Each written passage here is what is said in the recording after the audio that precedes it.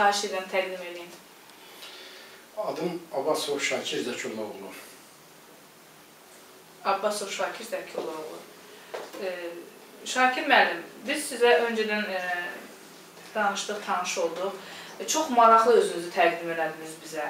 İstəyərdim o ikinci təqdim etdiyiniz kimi də təqdim edəsiniz və onun mahiyyəti nədir, ona aydınlıq gətirəsiniz. Mən özümü adımı təqdim elədim sizə, Abbasov Şakir Zəkullaoğlu. Bəli, bizim oxu mənliyə necə girdiniz? Amma sizin ofisinizə daxil olanda siz mənə dediniz ki, özünüzü təqdim edin. Mən sizə dedim ki, mən hansı məqamı sizə təqdim edim? Dünya məqamı, yoxsa axirət məqamı? Siz dediniz ki, bunu mən başa düşmədim. Necədir, ona görə... Yaxşı, bu məqama sonda aydınlıq gətirə bilərsiniz. Bax, siz müraciətlər yazmışsınız, demək, ümumdünya ölkələrinin dövlət başçılarına və onların ömürgün yoldaşlarına, hətta prezident idarə etmə üsulu tətbiq edilən 10 ölkəyə, məsələn, Amerika Birləşmiş Ştatları, Fransa, Polşa, Rusiya, Türkiyə, Özbəkistan, Ukrayna, Belarusiya, Türkmənistan, Gürcüstan prezidentləri və onların birinci xanımlarına müraciət edib və iddia ərizəsi yazmışsınız.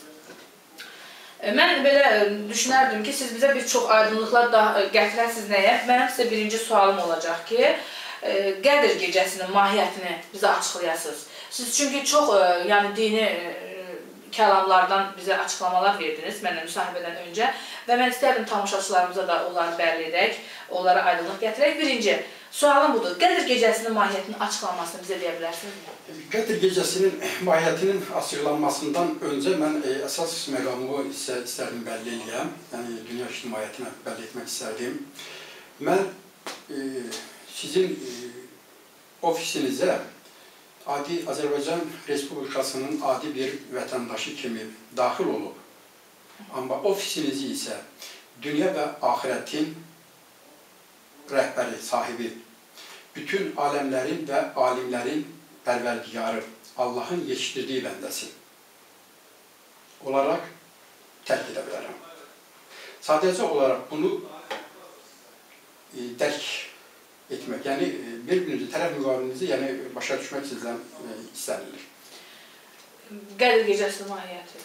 Qədr gecəsinin mahiyyətini. İnsanlar Qədr gecəsi haqqında, bütün dövrlərdə, Peyğəmbər Sallallahu dövründən başlayaraq Qədr gecəsi haqqında çoxsaylı axtarışlar aparırlar, lakin bu gecənin əsl mahiyyətinin nədən ibarət olduğunu bilmirlər, dərk edə bilmirlər, ayrı edə bilmirlər. Səbəbi də ondan ibarətdir ki, burada Qədr gecəsi Allah tərəfindən endirilən işarətdir. Yəni, həmin gecədə Quran dünya səmasına, lövh-i məhfuzlar dünya səmasına nazil olub. Amma hansı formada demək nazil olmuşdur?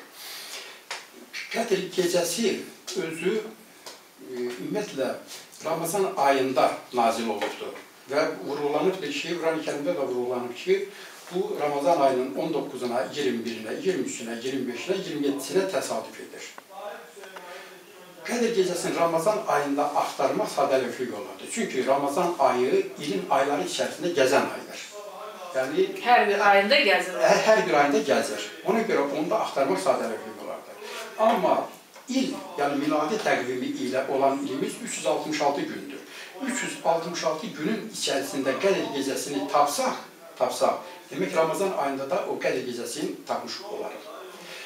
Əvvəla bilmək lazımdır, gecə, gündüz nədir? Niyə deyilmir Qədr gündüzü, yaxud da deyilmir Qədr gündüzü deyilmir, Qədr günü də deyilmir. Deyilir Qədr gecəsi. Bunun mahiyyəti nədir?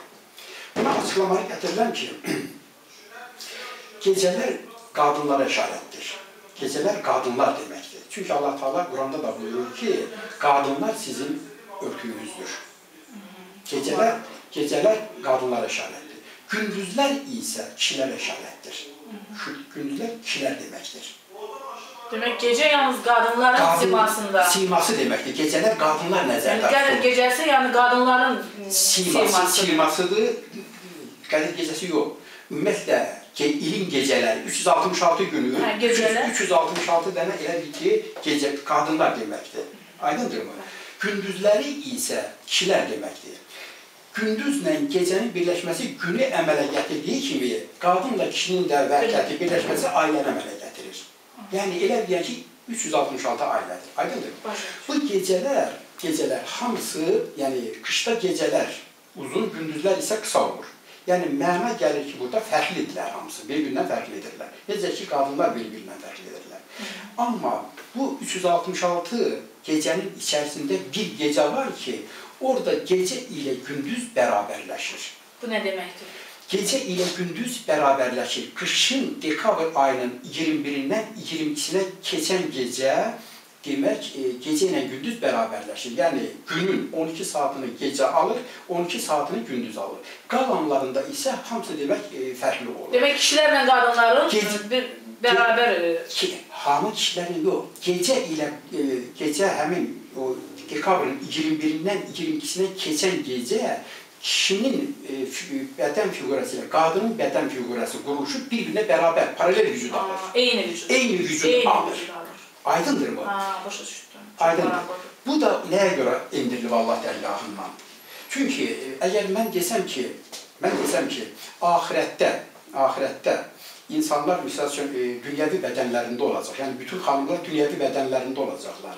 Bir dənə, təkcə bir xanım dünyəvi bədəni itiriləcək, yəni həmin dünyəvi bədən əvəzləniləcək, ərinin bədəninin paralel olan bədənlə əvəzləniləcək. Aydındır bu.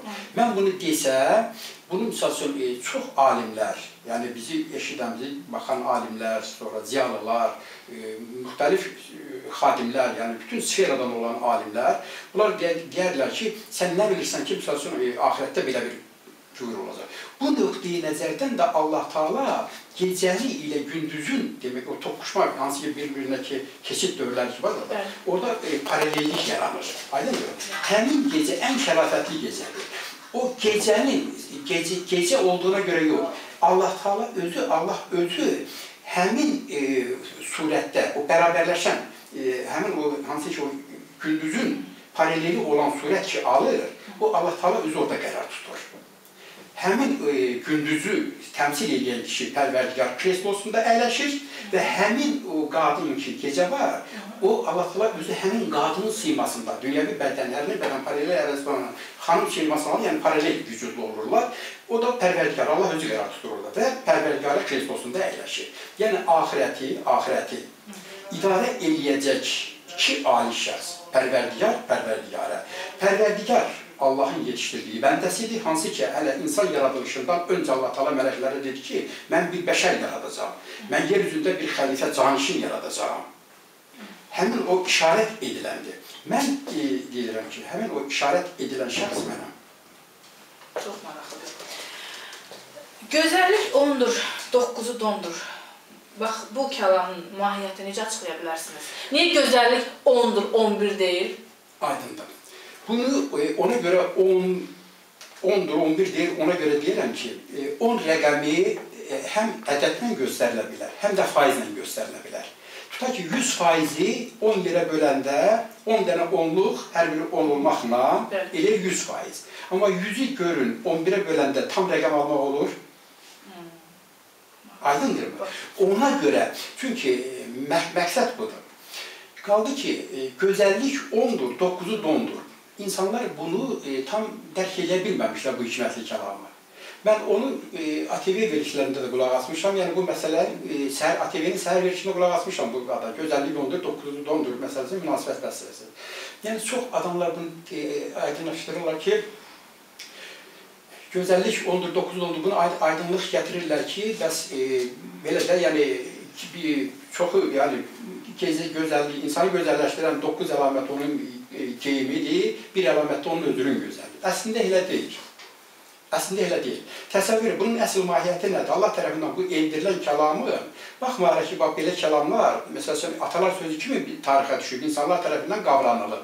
Amma onların atalar sözü kimi qəbul edilməsi ilə razılaşmaq olmaz. Çünki bunlar hamısı Tanrı dərgahından endirilmiş hikmətli kəlamlardır. Sadəcə olaraq atalar vasitəsilə, yəni peyğəmbərlər vasitəsilə ötürülüb, yəni əsrlərin sınağından keçirilərək Adəm əleyhissalam atmış, bu vaxtda demək ki, bizim əsrimizə çatmışdır. Qaldı ki, bunun mahiyyəti nədir? 10 dənə təsəvvürünüzə gətirin, 10 dənə kişi 10 dənə də qadın var. Aydındırmı? O qadınlar, kişilər 2 kostyumundadırlar. Yəni, hamısı 2 kostyumundadır. Qadınlar isə 9 qadın don geyinib, təkcə bir qadın məsləhətli don geyinib.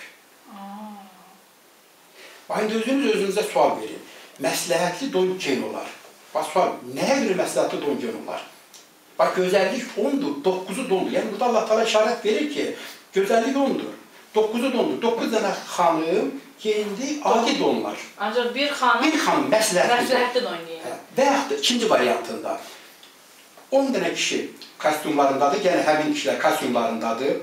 O qadınların 9-u geyindi yenə adi donları, bir qadın isə geyindi. Qadınların ən sevdiyi indi kostyum, qadın kostyumu, yəni şalvar və pencəkdən ibarət kostyumu geyir.